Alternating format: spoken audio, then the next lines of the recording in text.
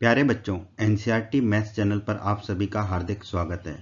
बच्चों, इस वीडियो में हम क्लास 9th के चैप्टर 1 यानी कि नंबर सिस्टम का इंट्रोडक्शन पढ़ेंगे, यानी कि बेसिक्स को समझेंगे, कंसेप्ट को समझेंगे, फंडामेंटल्स को समझेंगे। तो इस वीडियो को आप पूरा देखिएगा एंड तक, जिससे आपको चैप्टर 1 नंबर सिस्टम्स के जो है सारे कंसेप्ट अच्छे से समझ में आ जाएंगे। अगर आप क्लास 10 में हैं तो भी इस वीडियो को आप देखिएगा, क्योंकि क्लास 10 में भी आपको ये वीडियो काम आने वाला है। तो आइए चलते हैं, वीडियो की शुरुआत करते हैं। बच्चों, इस वीडियो में हम बहुत ही आसान तरीके से, बहुत ही इजी तरीके से रियल नंबर्स के बारे में पढ़ेंगे।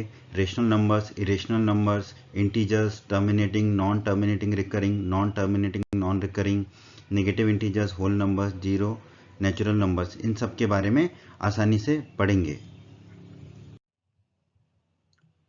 रियल नंबर्स के बारे में पढ़ने के बाद हम कुछ ऑपरेशंस के बारे में पढ़ेंगे। ऑपरेशंस और रियल नंबर्स के, रियल नंबर पे ऑपरेशंस कितने टाइप के होते हैं और उन्हें आपको कैसे याद रखना है।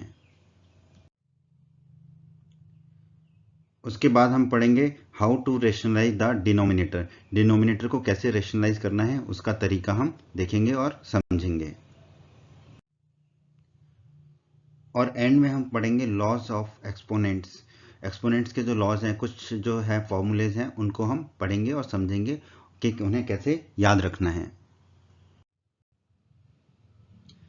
शुरुआत करते हैं हम इंटीजर्स के साथ। इंटीजर को हम जेड से डिनोट करते हैं। इंटीजर्स को बारे में आप पहले से भी जानते हैं और हम फिर से पढ़ लेते हैं कि इंटीजर्स क्या होते हैं। Integers are the number which can be positive. तो इंटीजर्स जो होते हैं वो पॉजिटिव नंबर्स होते हैं। Integers are the number which can be negative. Integer negative भी हो सकता है। Integers are the number which can be zero. तो इंटीजर या तो पॉजिटिव होगा या नेगेटिव होगा या जीरो होगा। परंतु but integers are the numbers which can not be a fraction. But जो है इंटीजर जो है वो फ्रैक्शन नहीं होगा। फ्रैक्शन नहीं होगा इसका मतलब पॉइंट के बाद उसमें कुछ नहीं आएगा, जो भी होगा पॉइंट से पहले होगा, ठीक है। उसमें कुछ भी फ्रैक्शन नहीं होगा, पॉइंट के बाद कुछ भी डेसिमल नहीं होंगे। एग्जाम्पल समझ लेते हैं, जैसे कि 4 ये एक हमारा इंटीजर है, 7 एक इंटीजर है, 0 भी इंटीजर है, -2 भी इंटीजर है, -5 भी इंटीजर है, क्योंकि पॉइंट के बाद कुछ नहीं है, ठीक है। पॉइंट लगाने की आवश्यकता ही नहीं है, ज़रूरत ही नहीं है यहाँ पर। तो इंटीजर्स वो नंबर होते हैं जिनमें फ्रैक्शन नहीं होता है, यानी कि पॉइंट के बाद कुछ नहीं होता है या पॉइंट होता ही नहीं है। और ये जो इंटीजर्स हैं या तो पॉजिटिव इंटीजर्स होंगे या नेगेटिव इंटीजर्स होंगे या जीरो होगा। इन तीनों का कॉम्बिनेशन होता है हमारा इंटीजर्स। नेचुरल नंबर्स बहुत इंपॉर्टेंट है बच्चों, ये आपके लिए। आप बहुत बार कंफ्यूज होते हैं नेचुरल नंबर्स के लिए, तो यहाँ पर समझ लीजिए, फिर आप कभी नहीं भूलोगे। नेचुरल नंबर्स क्या होते हैं? All the positive integers are called natural numbers. तो जितने भी पॉजिटिव इंटीजर्स होते हैं उन सभी को ही हम नेचुरल नंबर्स कहते हैं। तो पॉजिटिव इंटीजर्स का ही दूसरा नाम नेचुरल नंबर्स है, जिसे एन से भी डिनोट करते हैं, ठीक है। तो नेचुरल नंबर जब भी आपको कहा जाएगा तो आप दिमाग में बिठा लीजिएगा कि ये जो है पॉजिटिव इंटीजर्स की बात की जा रही है। जैसे कि एग्जांपल्स ले, पॉजिटिव इंटीजर्स के क्या क्या एग्जांपल्स है? 1 2 3 4 5 6 7 8 9 10 एटसेट्रा, ठीक है। ये सब एग्जांपल्स हैं हमारे पॉजिटिव इंटीजर्स के। और जो भी पॉजिटिव इंटीजर होता है वही क्या होता है? नेचुरल नंबर होता है। तो जहाँ पर भी आपको नेचुरल नंबर बोला जाएगा, दिया जाएगा, आप फट से समझ जाइएगा कि पॉजिटिव इंटीजर्स की बात हो रही है, ठीक है। तो नेचुरल नंबर जो है वो कुछ नहीं, सिर्फ पॉजिटिव इंटीजर्स होते हैं, ठीक है। तो जो भी पॉजिटिव इंटीजर्स है वही हमारे नेचुरल नंबर्स होते हैं। अब हम डिस्कस कर लेते हैं होल नंबर्स के बारे में। जैसे डब्ल्यू से डिनोट किया जाता है, तो होल नंबर्स भी बहुत ही आसान है, आपको बहुत इजी तरीके से समझ में आ जाएगा कि होल नंबर्स क्या होते हैं। Zero and all the natural numbers. Natural numbers क्या होता है? Positive integers are called whole numbers. तो होल नंबर्स क्या हो गए? जितने भी पॉजिटिव इंटीजर्स हैं वो और जीरो, ठीक है। तो जीरो और ऐड कर दीजिए नेचुरल नंबर्स में या पॉजिटिव इंटीजर्स में, तो वो बन जाते हैं हमारे होल नंबर्स, ठीक है।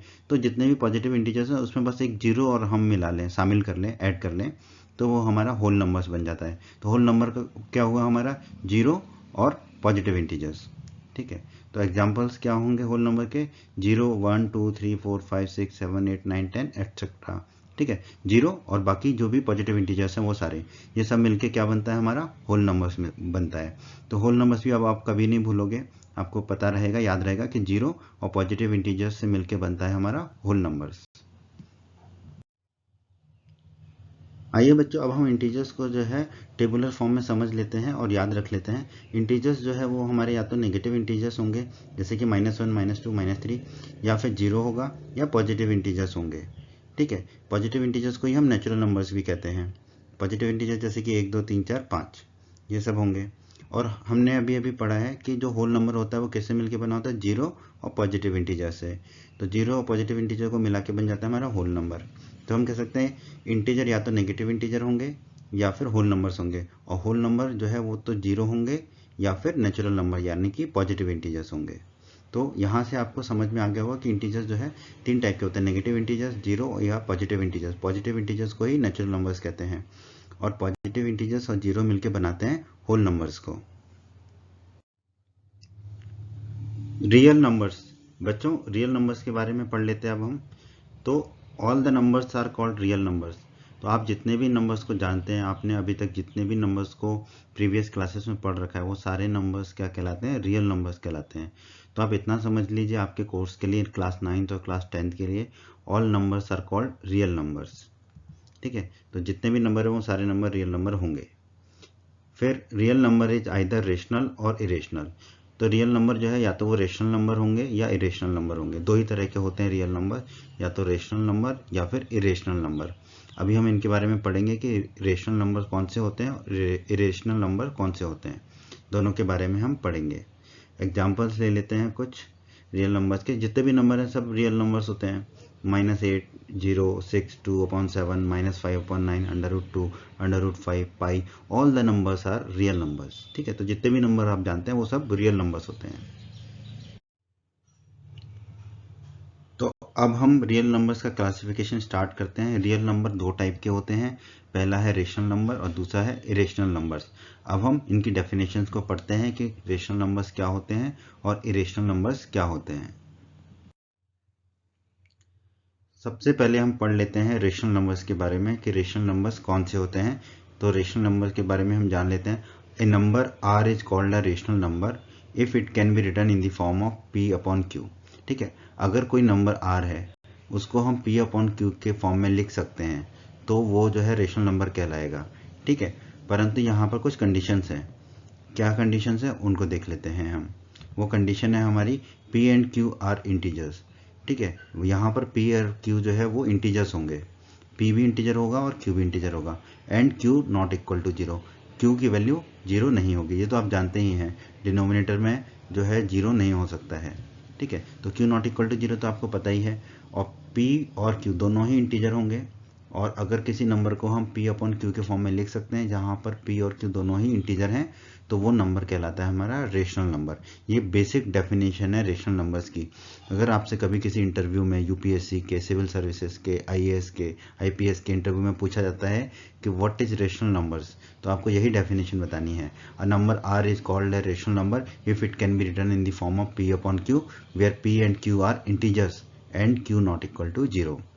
एग्जाम्पल्स देख लेते हैं कुछ, जैसे कि 2/7, -5/9।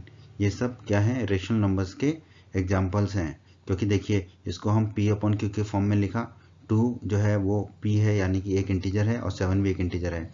उसी प्रकार आप देखिए उस -5 भी इंटीजर है और 9 भी इंटीजर है।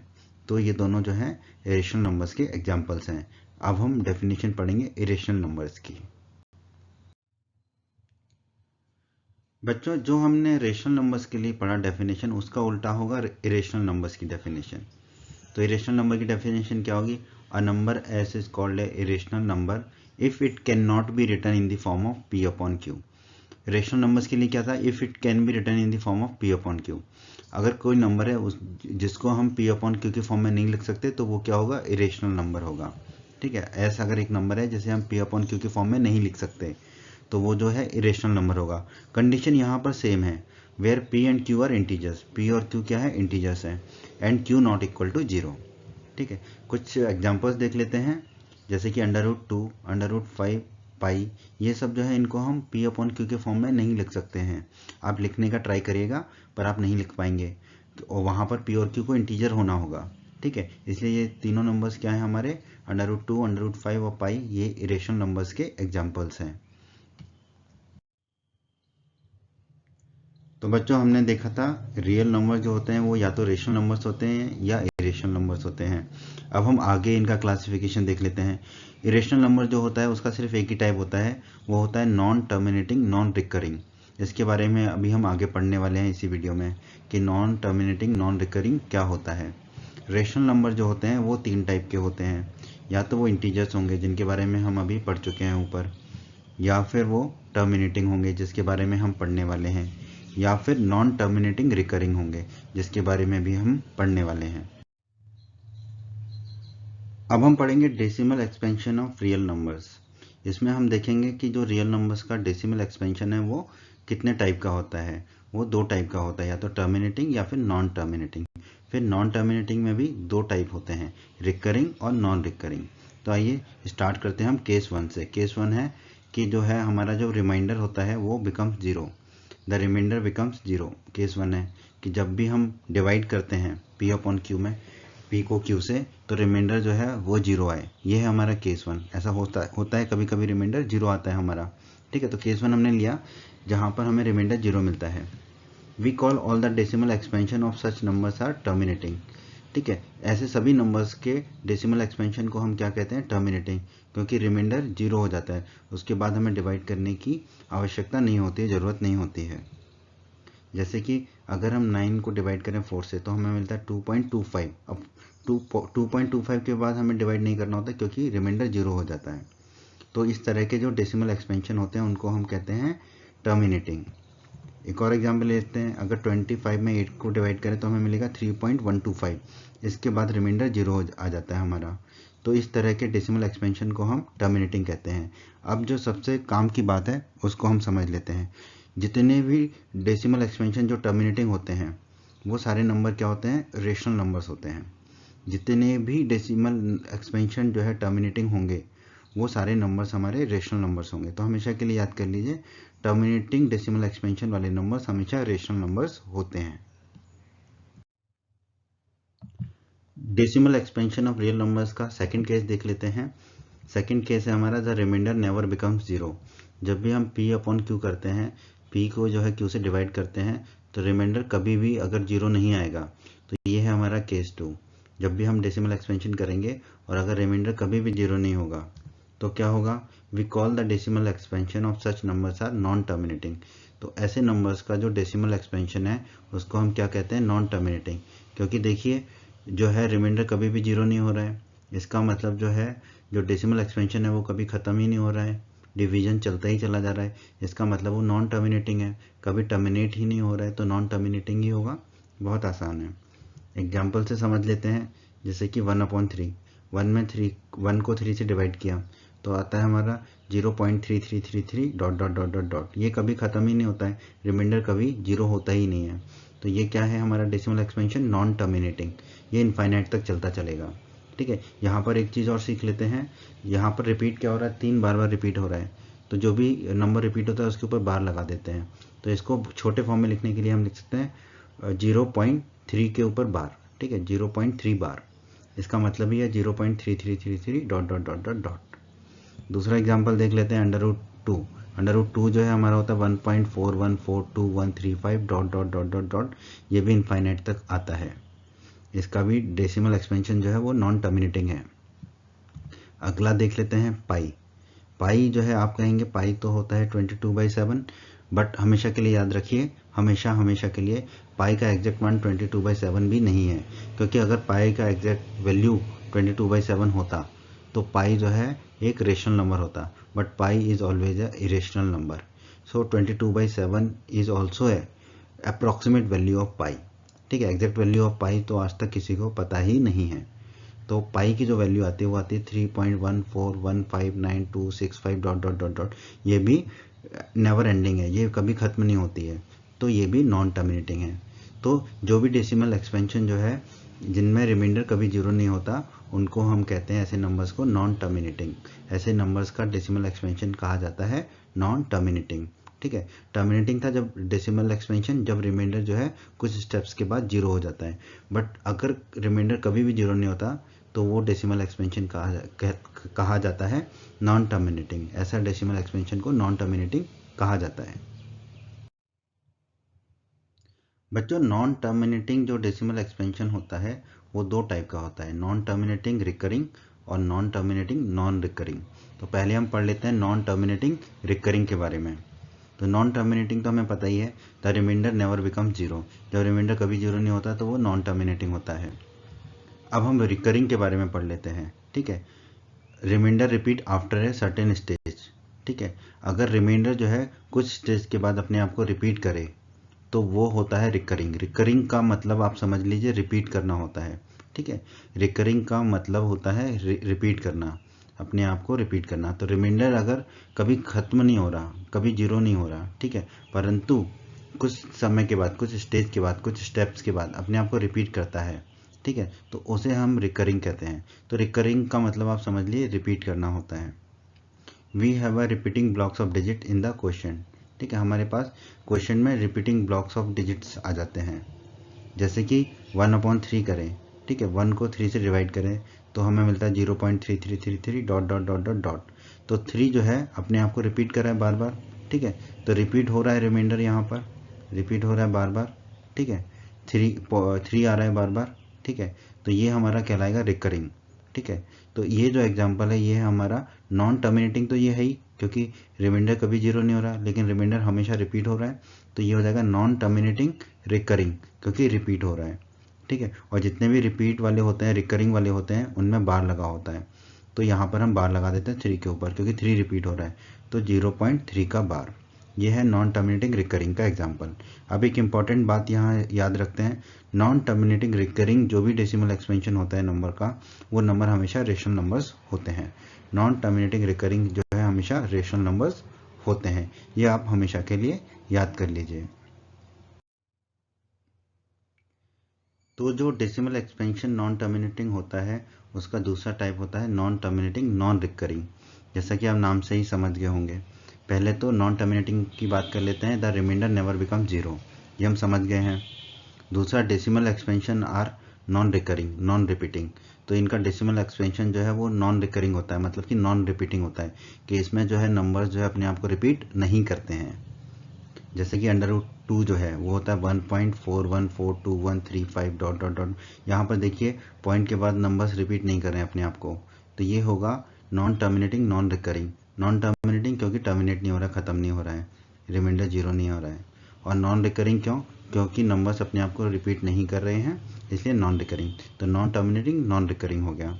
दूसरा एग्जांपल पाई का ही देख लेते हैं, 3.14159265 डॉट डॉट डॉट डॉट।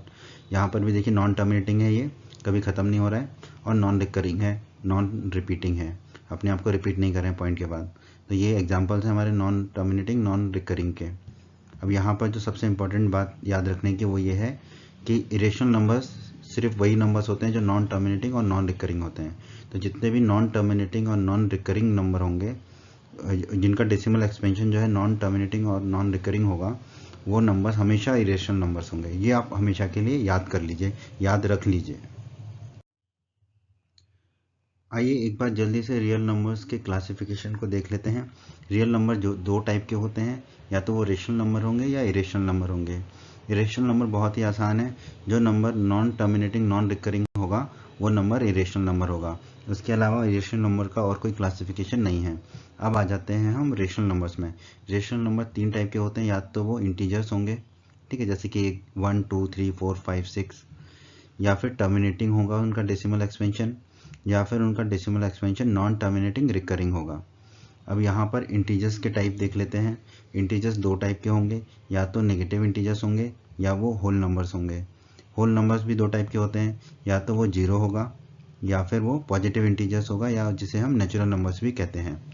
तो ये टेबल जो है आपको याद रखनी है। अगर आपने ये टेबल याद रख ली, बना ली, आप अपनी बुक में, नोटबुक में इस टेबल को बना लीजिएगा, जिससे आपको प्रॉब्लम्स को सॉल्व करने में बहुत आसानी होगी।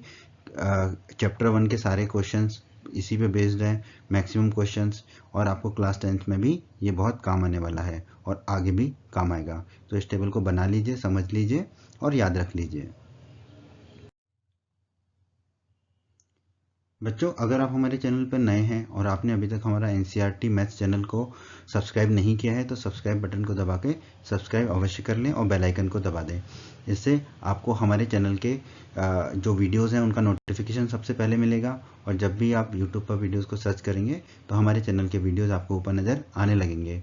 बच्चों, इस चैप्टर्स के सभी वीडियोस को देखने के लिए आप आई बटन पर क्लिक कर सकते हैं। आई बटन पर क्लिक करने से आपको इस चैप्टर के सभी वीडियोस के लिंक मिल जाएंगे। Operations on real numbers. तो बच्चों, मैथ्स में हम कौन से ऑपरेशंस करेंगे रियल नंबर्स पे? क्या ऑपरेशंस हो सकते हैं मैथ्स में? हम डॉक्टर तो है नहीं, पर फिर भी हम ऑपरेशन करेंगे मैथ्स में। कौन कौन से वो ऑपरेशंस होते हैं? If we add, subtract, multiply और डिवाइड, यही हमारे ऑपरेशंस है मैथ्स में। एडिशन, सब्ट्रैक्शन, मल्टीप्लाई और डिवीजन।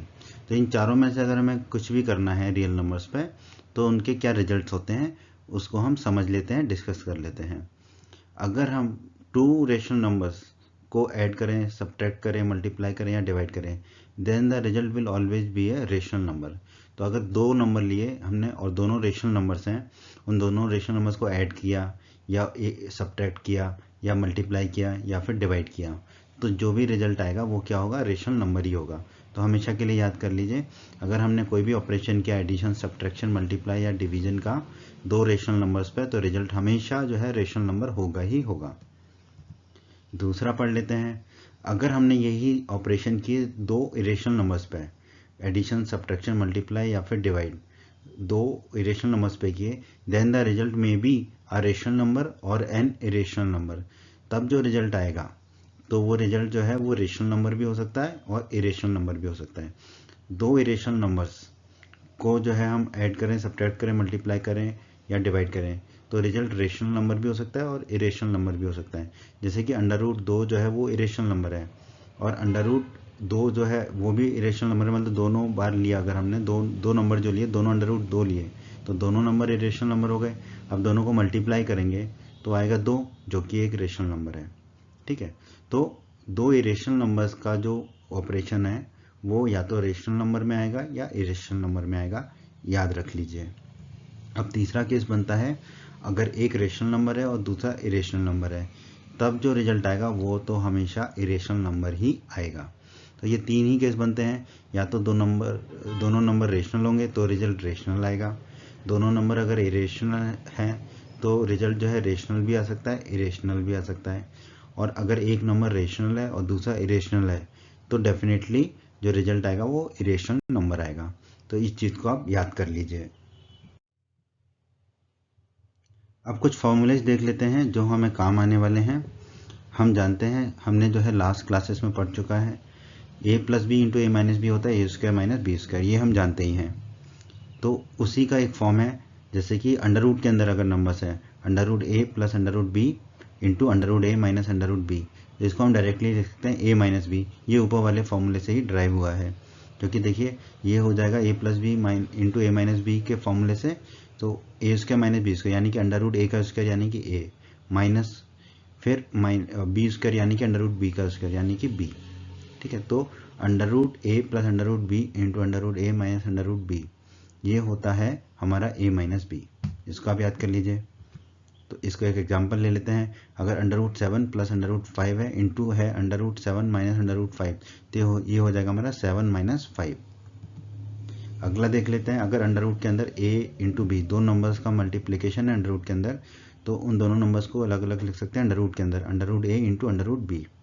जैसे कि अगर हमें अंडर रूट के अंदर दिया हुआ है 4 इंटू 9, तो इसको हम लिख सकते हैं under root 4 into under root 9। अगर अंडर रूट के अंदर a अपॉन बी है तो इसको लिखा जा सकता है under root a upon under root B. ये सब सिंप्लीफिकेशन में काम आते हैं हमें। जब आप एक्सरसाइज को सॉल्व करोगे चैप्टर 1 की, तो आपको ये बहुत काम आने वाले हैं। एग्जाम्पल ले लेते हैं, जैसे कि अंडर रूट 25 अपॉन 36 है, तो इसको हम लिख सकते हैं under root 25 upon under root 36। अब हम सीखेंगे how to rationalise the denominator. Denominator को कैसे रेशनलाइज करना है। तो पहले तो हम समझ लेते हैं कि आवश्यकता क्या है, क्या ज़रूरत है डिनोमिनेटर को रेशनलाइज करने की। तो डिनोमिनेटर को रेशनलाइज इसलिए किया जाता है ताकि जो दिया गया नंबर है उसका सिंप्लीफिकेशन हो सके, वो सिंपल फॉर्म में दिखे, क्योंकि डिनोमिनेटर में कई बार अंडर रूट दिया रहता है, जिससे नंबर को सिंप्लीफाई करना मुश्किल हो जाता है। तो जब डिनोमिनेटर को रेशनलाइज करने का मतलब है डिनोमिनेटर को रेशनल नंबर के फॉर्म में लिखना, या कहें तो दूसरे शब्दों में डिनोमिनेटर को इंटीजर के फॉर्म में लिखना, वही होता है हमारा डिनोमिनेटर को रेशनलाइज करना। तो बच्चों अब हम देखते हैं कि कैसे हम डिनोमिनेटर को रेशनलाइज करेंगे। तो होता क्या है, to make the denominator into a rational number, यही होता है हमारा रेशनलाइजेशन ऑफ डिनोमिनेटर। एक एग्जांपल से इसको समझ लेते हैं। एग्जांपल हमें दिया गया है, रेशनलाइज द डिनोमिनेटर ऑफ 1/7 + 3√2। तो 1/7 + 3√2 हमें दिया गया है, इसके डिनोमिनेटर को जो है हमें रेशनलाइज करना है। तो डिनोमिनेटर क्या है इसका, 7 + 3√2, इसको हमें रेशनलाइज करना है। अब यहाँ पे देखिए अंडर रूट है डिनोमिनेटर में, तो अंडर रूट को हटाना है। तो इसका तरीका क्या होता है, सॉल्यूशन देख लेते हैं। जो नंबर हमें गिवन है 1/7 + 3√2 वो लिख लिया, इक्वल टू में भी वही लिख लिया 1/7 + 3√2। अब क्या करेंगे, जो डिनोमिनेटर है उसमें जो दिया गया है उसका साइन बदल के ऊपर और नीचे मल्टीप्लाई कर देंगे। जैसे कि 7 + 3√2 दिया है, तो 7 - 3√2 से ऊपर और नीचे मल्टीप्लाई कर देंगे। 7 - 3√2 से ऊपर और नीचे मल्टीप्लाई करेंगे तो वो 1 हो जाता है, क्योंकि ऊपर और नीचे कट जाएगा। ठीक है, इसलिए गिवन नंबर में कोई डिफरेंस नहीं आएगा, कोई अंतर नहीं आएगा। ऐसा हमने क्यों किया वो हमें अभी समझ में आ जाएगा। अब यहाँ पर एक फॉर्मूला लगता है a + b × a - b। Denominator में देखिए 7 + 3√2 × 7 - 3√2, ये फॉर्मूला लगेगा a + b × a - b, ये होता है a² - b²। अब बस बहुत आसान हो गया, देखो ऊपर तो 1 × 7 - 3√2 है, तो ये हो जाएगा 7 - 3√2। किसी में भी 1 का मल्टीप्लाई करेंगे तो वही आता है। अपॉन में a + b × a - b, a² - b²। a यहाँ पर 7 है तो 7² माइनस b क्या है 3√2, तो 3√2 का स्क्वायर। अब देखिए वंडर ऑफ साइंस, ऊपर तो 7 - 3√2 ही है, नीचे 7 का स्क्वायर हो जाएगा 49, फिर माइनस को माइनस लिखा हमने, 3 का स्क्वायर हो जाएगा 9 और √2 का स्क्वायर हो जाएगा 2, तो ये हो जाएगा 9 × 2। अब इसको और सिंप्लीफाई कर लेते हैं, तो ऊपर तो जो है 7 - 3√2 वही रहेगा, नीचे अपॉन में 49 माइनस वही रहा, 9 × 2 हो गया 18। अब हमारा आ गया ये सिंप्लीफिकेशन, 7 - 3√2 वही है, अपॉन में 49 में से 18 को माइनस करेंगे तो मिलेगा हमें 31।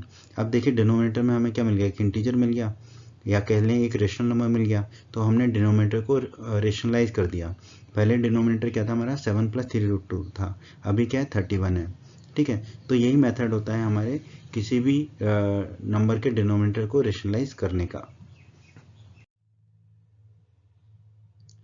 इस चैप्टर का हमारा अगला टॉपिक है लॉज ऑफ एक्सपोनेंट्स। तो यहाँ पर हम कुछ फॉर्मूले पढ़ेंगे जिनको हमें अप्लाई करना होगा जब हम चैप्टर 1 की प्रॉब्लम्स को सॉल्व करेंगे।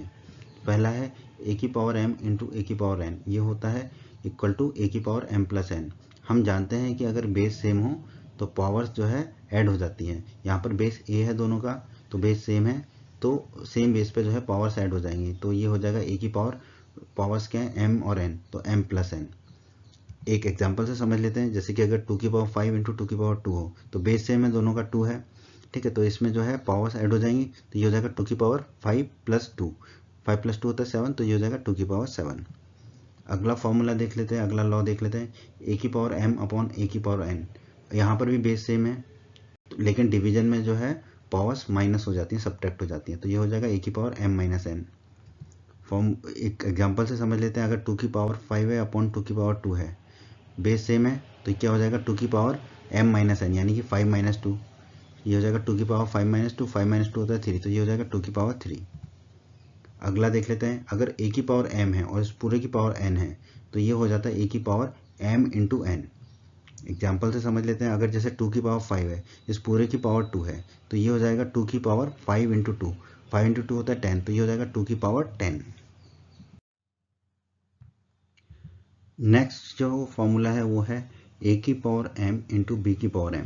यहाँ पर देखिए बेस सेम नहीं है, पावर सेम है, तो यहाँ पर क्या हो जाता है a × b⁴m। ठीक है, जो बेस है वो उनका मल्टीप्लाई हो जाता है, उस पूरे की पावर m हो जाता है। एग्जाम्पल से समझ लेते हैं, जैसे कि 2⁵5 है × 3⁵5 है, तो यहाँ पर पावर सेम है, तो क्या होगा बेस का मल्टीप्लाई हो जाएगा, तो ये हो जाएगा 2 × 3, इस पूरे की पावर 5, 2 × 3 होता है 6, तो ये हो जाएगा 6⁵5। अगला हमेशा के लिए याद कर लीजिए, a⁴0 = 1। किसी भी नंबर की पावर अगर 0 है तो वो 1 के बराबर होती है। जैसे कि 5 की पावर 0 है, उसको हम 1 लिख सकते हैं, 1 ही होती है, लिख कह सकते हैं 1/a⁴n।